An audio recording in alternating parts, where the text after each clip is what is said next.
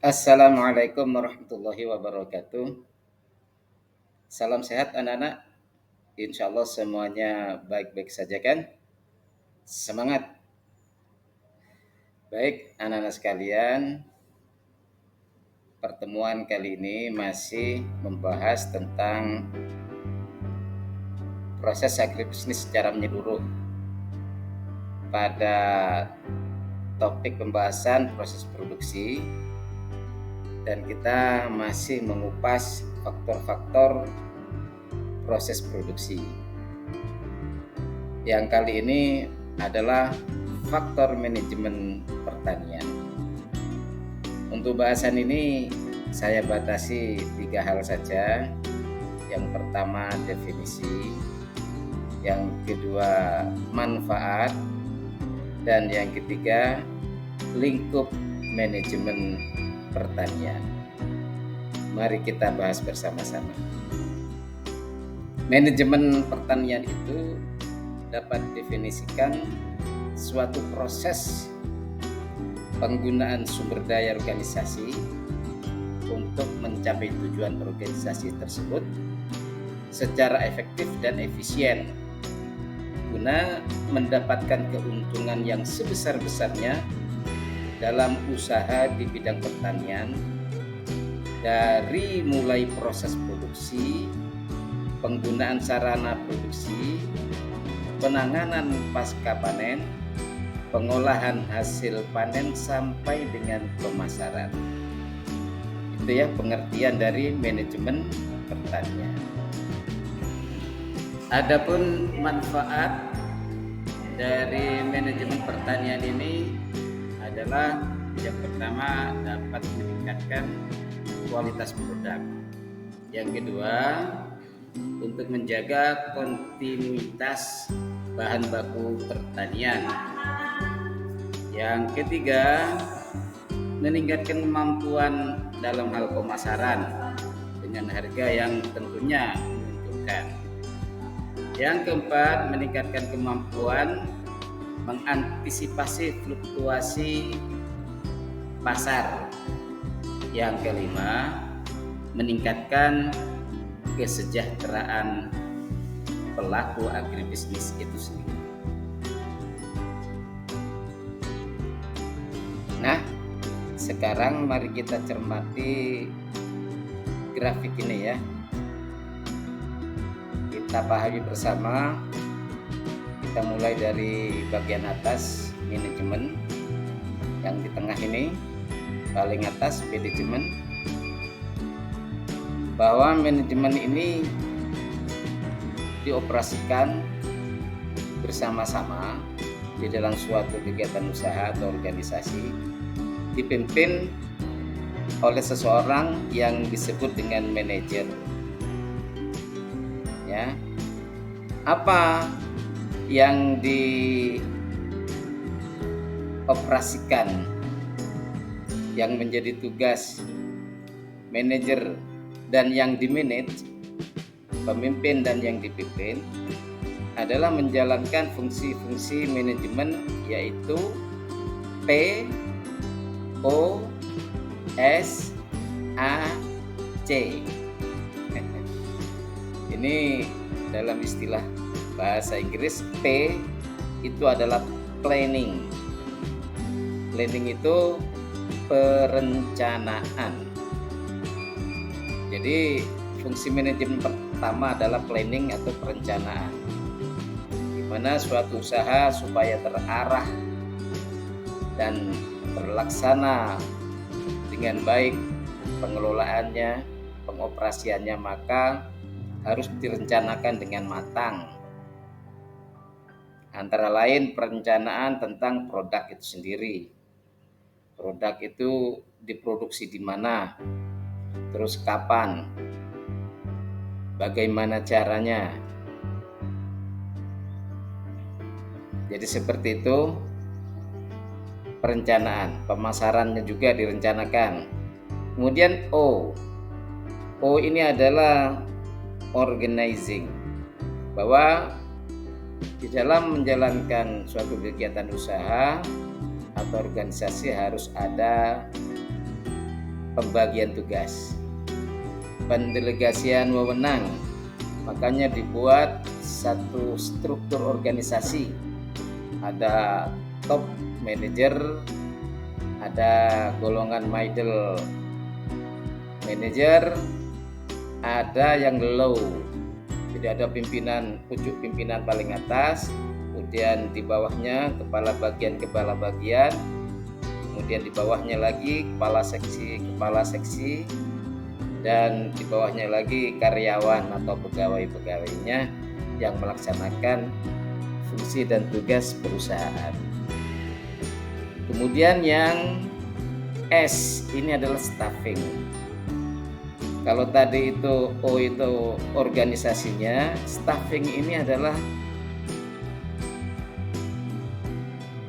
orang-orang yang mengisi struktur-struktur tadi. Jadi ini HRD, Human Rights Development, ya, yang biasanya menjadi sentral pengaturan staffing, bagian ketenagakerjaan atau kepegawaian. Kemudian A, actuating. Actuating ini adalah menggerakkan. Jadi seorang manajer, seorang pimpinan ini bertugas menggerakkan di dalam pelaksanaan kegiatan usaha. Dan yang C adalah controlling, ya. Ini adalah pengendalian. Jadi suatu kegiatan usaha berjalan dengan baik, dengan lancar jika ada pengendalian. Oleh karena itu penting fungsi pengendalian ini. Di dalamnya termasuk pengawasan. Bagaimana seorang pimpinan ini bisa memastikan bahwa tugas dan wewenang setiap bagian itu berjalan sesuai dengan tugas dan fungsinya. Bertanggung jawab, jujur, disiplin, ya. Sehingga apa? Goal, tujuan perusahaan itu dapat tercapai.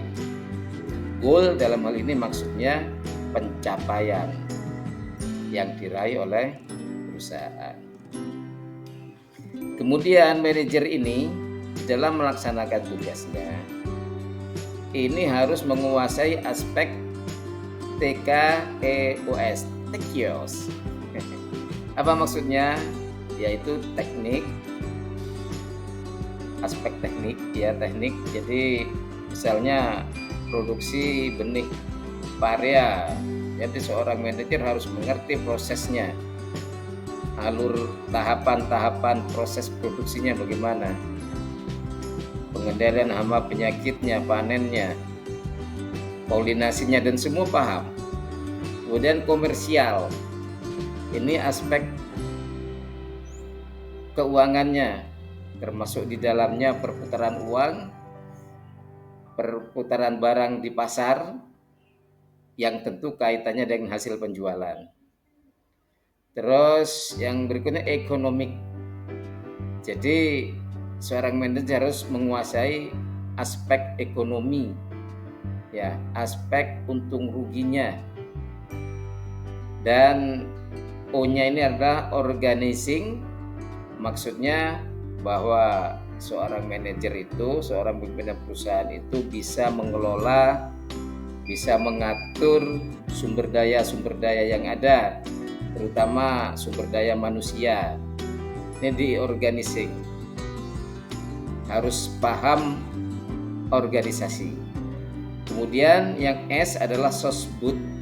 Ini paham betul kondisi sosial masyarakat, budaya masyarakat di sekitar tempat usahanya.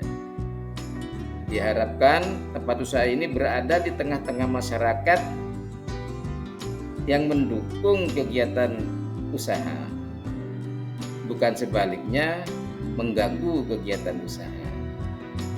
Tetapi dalam hal ini bergantung pada policy atau sikap perilaku perusahaan yang dipimpin oleh manajer ini. Jadi masyarakat itu akan bereaksi dengan baik kalau perusahaan baik kepada mereka. Begitu sebaliknya. Kemudian manajer pun ini harus bisa memanfaatkan sumber daya perusahaan. Sumber daya perusahaan itu ada 6M ya. Yang pertama man itu maksudnya sumber daya manusia, tenaga kerja yang terlibat di dalamnya. Yang kedua material atau bahan baku, bahan produksi yang diperlukan. Yang ketiga mesin, tentunya ini alat-alat atau mesin-mesin yang diperlukan di dalam kegiatan usaha. Yang keempat itu adalah method. Method ini berkaitan dengan metode atau teknologi atau strategi yang diambil, yang digunakan oleh perusahaan. Yang kelima adalah money. Tentu ini maksudnya uang, yaitu ongkos atau biaya operasional perusahaan. Yang keenam market. Market ini adalah pasar. Seorang manajer harus mengerti pasar, harus memanfaatkan peluang pasar semaksimal mungkin. Seperti itu. Di sisi yang lain, manajer di dalam mengambil keputusan dari suatu kegiatan perusahaan ini tidak asal-asalan, tapi berangkat dari hasil analisa SWOT. Analisa SWOT. Apa analisa SWOT itu?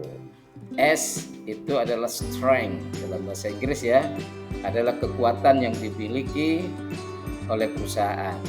Misalnya kita mendirikan pabrik benih, apa yang menjadi kekuatan? Misalnya bahwa bahan baku tersedia banyak atau lahan banyak tersedia dan sebagainya. W ini maksudnya weakness. Weakness ini yang menjadi kelemahan. Yang menjadi kelemahan dari suatu perusahaan apa? Mungkin lemah di pendanaan, mungkin lemah di jumlah tenaga kerja yang tersedia, yang terampil. Kemudian O, opportunity. Opportunity itu peluang. Ya. Sebesar apa peluang pasar, peluang yang dimiliki oleh perusahaan, terutama berkait dengan ke depan, masa depan, ya, masa yang akan datang.